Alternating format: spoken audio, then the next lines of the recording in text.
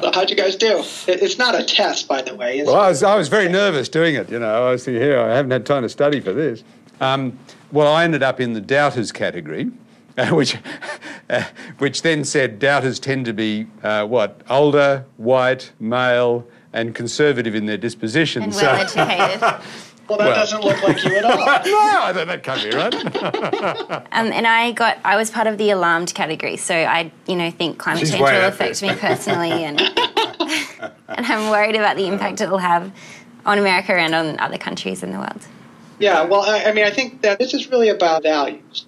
So, for instance, the alarmed and the concerned, the people who are the most concerned about climate change, tend to have very strong what we would call egalitarian values. They're very concerned about social justice, the impacts on other people, and fairness is really a core value.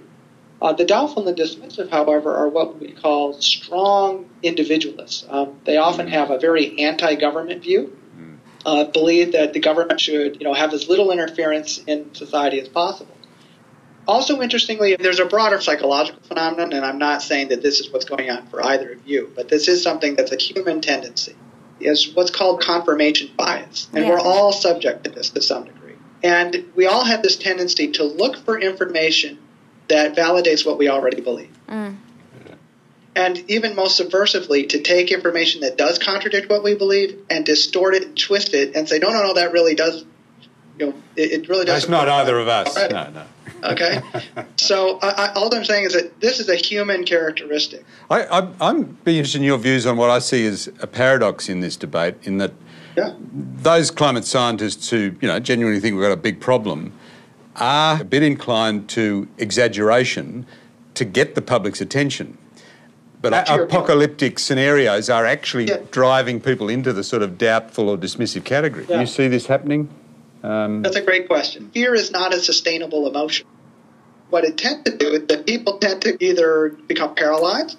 Some people will say, I can't look. I don't want to look at it anymore.